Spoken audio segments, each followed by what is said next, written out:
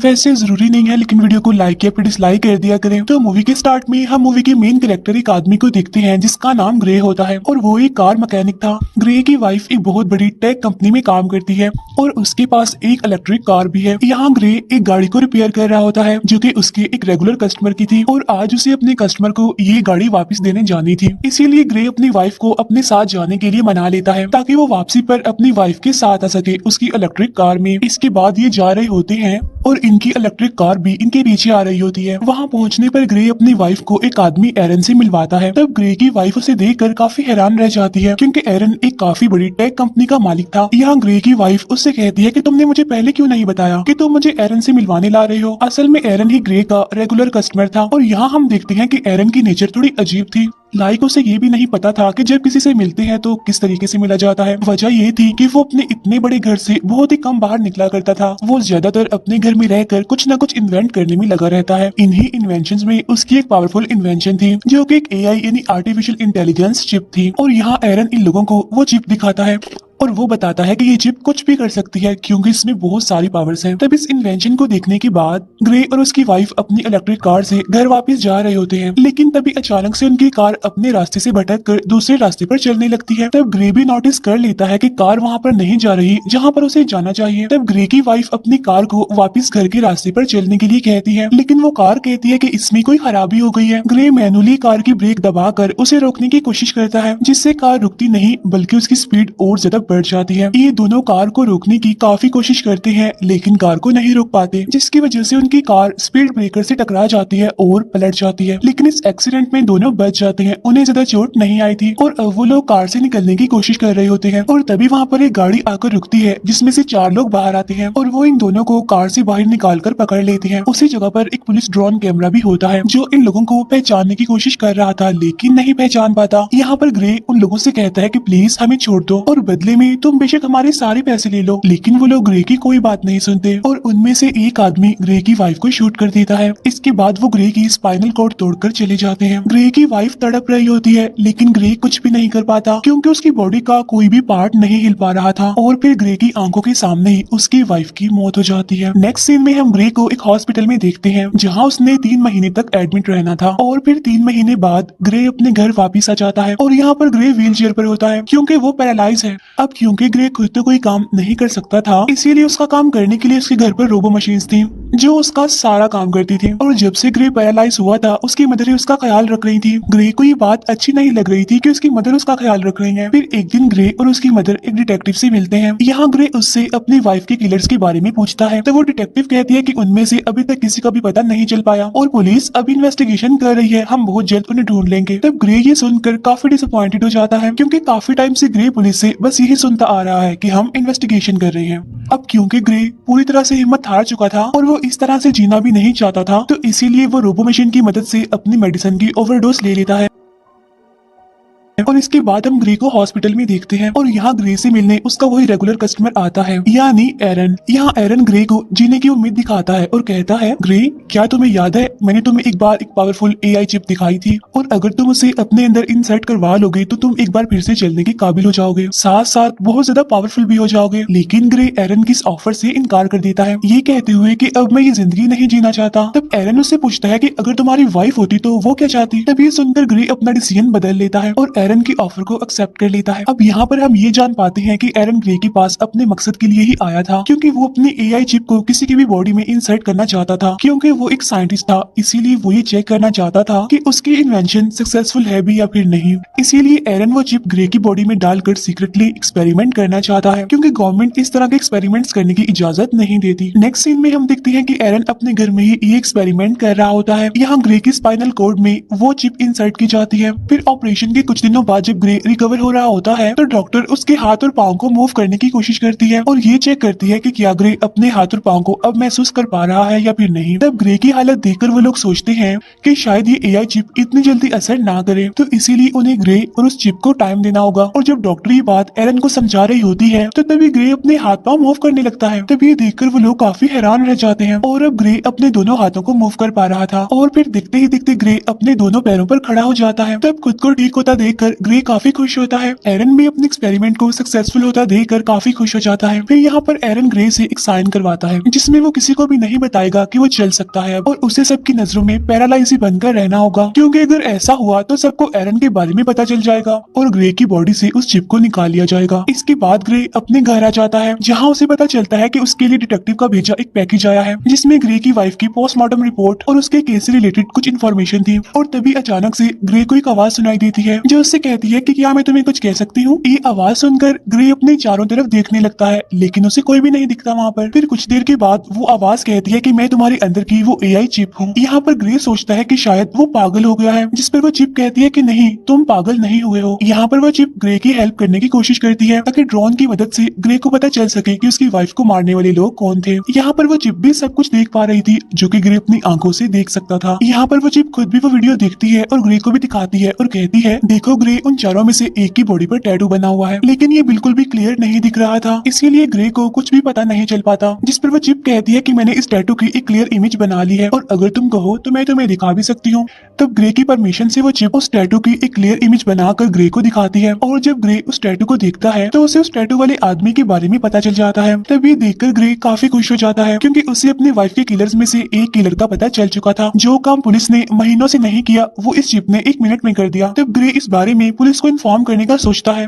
तब वो चिप उसे याद दिलाती है कि तुम्हें एरन ने ये सब कुछ करने से मना किया था, यानी जब तुमसे साइन करवाए थे, क्योंकि सबको ग्रे के बारे में पता चल जाएगा और अगर ग्रे पुलिस को उस किलर के बारे में बताएगा तो पुलिस उल्टा उसी से पूछेगी कि तुम्हें कैसे पता। तो इसीलिए ग्रे अब खुद वहाँ पर जाने का सोचता है। ग्रे वहाँ पर पहुँच जाता है लेकिन वहाँ पर पुलिस ड्रोन थे, इसीलिए ग्रे उन ड्रोन के सामने अपनी व्हील चेयर पर ही बैठा रहता है। और जब ड्रोन वहाँ से चले जाते हैं तो ग्रे चुपके से वहाँ से निकलता है और वो किलर के डोर को ओपन करके घर के अंदर चला जाता है और वहाँ जाकर वो एविडेंस ढूंढने की कोशिश करता है। और यहाँ पर ग्रे को पता चलता है कि उस किलर को किसी ने बहुत सारे मैसेजेस किए हैं, लेकिन ग्रे इस बात पर ज्यादा ध्यान नहीं देता और एविडेंस ढूंढने लगता है ताकि उसे बाकी किलर्स के बारे में पता चल सके। लेकिन इससे पहले कि ग्रे कुछ ढूंढ पाता वहाँ पर उसे किसी के आने की आवाज सुनाई देती है। असल में वहाँ पर वो किलर था जो कि वापस आ गया था। वो किलर देखता है कि उसकी टेबल पर सारा सामान बिखरा हुआ है। तभी वो किलर मिरर से ग्रे को देख लेता है, इसीलिए वो उसे पकड़ लेता है और उससे पूछता है कि तुमने मुझे कैसे ढूंढा। तब ग्रे इस बात का कोई जवाब नहीं देता और उससे पूछता है कि तुम बताओ मेरी वाइफ को किसने मारा था। अब यहाँ पर वो किलर ग्रे पर भारी पड़ने लगता है, इसीलिए वो चिप ग्रे से परमिशन मांगती है ताकि वो कुछ कर सके उसे बचाने के लिए। और जैसे ही ग्रे उस चिप को परमिशन देता है तो ग्रे एकदम से उस किलर पर अटैक कर देता है और उसे काफी बुरे तरीके से मारने लगता है।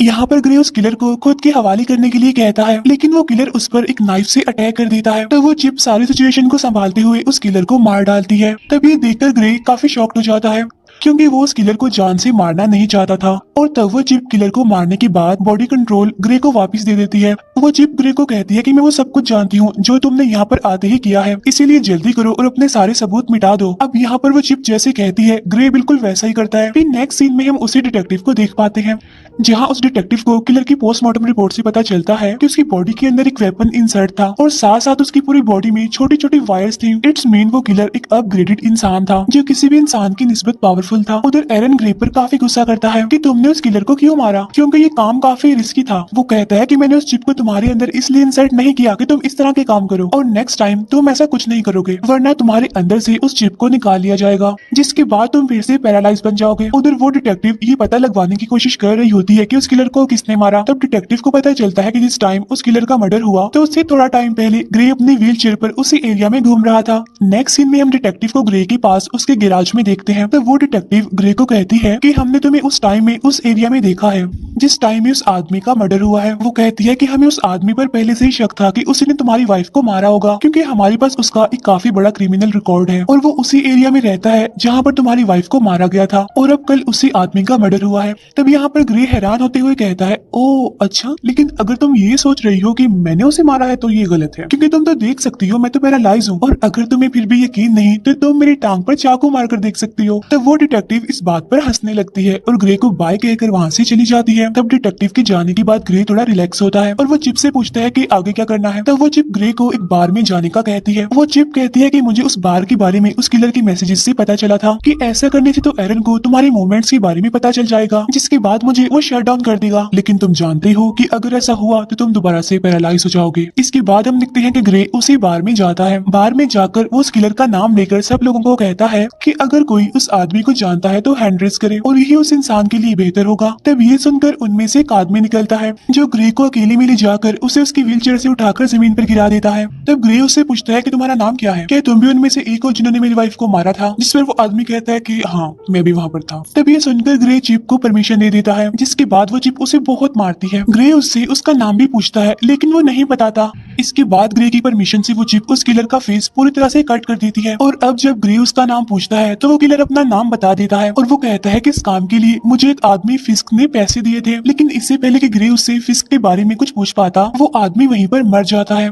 उधर एरन की कोशिश कर रहा था। तब चिप ये बात ग्रे को बता देती है कि मुझे एरन शट डाउन करने की कोशिश कर रहा है, इसीलिए हमें जल्द से जल्द कुछ करना होगा। तब ये कहकर वो चिप ग्रे को एक हैकर के बारे में बताती है ताकि उस हैकर की मदद से एरन के इनपुट को हटा सके, जिससे एरन का होल्ड खत्म हो जाएगा और वो कुछ भी नहीं कर पाएगा। इसके बाद ग्रे उस हैकर के पास जाने लगता है और यहाँ पर वो चिप ग्रे को कुछ नए इनपुट्स बताती है जिन्हें ग्रे अपने हाथ पर नोट कर लेता है। इसके बाद ग्रे उस हैकर के पास पहुंच जाता है और तभी ग्रे उस हैकर के एड्रेस पर पहुंच जाता है, लेकिन एरन उस चिप को 30% शट डाउन कर देता है, जिससे ग्रे की एक टांग पैरालाइज हो जाती है। लेकिन ग्रे फिर भी हिम्मत करके ऊपर जाता है। इसके बाद एरन फिर से चिप को शट डाउन करता है, जिससे ग्रे का एक हाथ और एक पाँव पैरालाइज हो जाता है। लेकिन इससे पहले कि एरन ग्रे को पूरी तरह से पैरालाइज कर देता, ग्रे हैकर के डोर तक पहुंच जाता है। इसके बाद एरन ग्रे को 100% शट डाउन कर देता है, मींस ग्रे को पैरालाइज कर देता है और फिर वो अपने 2 आदमियों को भेजता है ग्रे को वापस लाने के लिए। और तभी हम उसी बार में 2 आदमियों को देखते हैं, जिसमें एक तो वही आदमी था जिसने ग्रे की वाइफ को मारा था और दूसरा उसका साथी था। अब ग्रे की वाइफ को मारने वाला यही वो आदमी है और इसी का नाम फिस्क है। अब यहाँ पर फिस्क बार के ऑनर पर गुस्सा करता है क्योंकि ग्रे उसके एक आदमी को मार गया और बार के ऑनर ने कुछ भी नहीं किया, और यहाँ पर फिस्क उस बार के ऑनर को मार देता है। असल में ये बार का ऑनर भी फिस्क के साथ मिला हुआ था, लेकिन अब क्योंकि उसने अपना काम ठीक से नहीं किया इसीलिए उसको मरना पड़ा।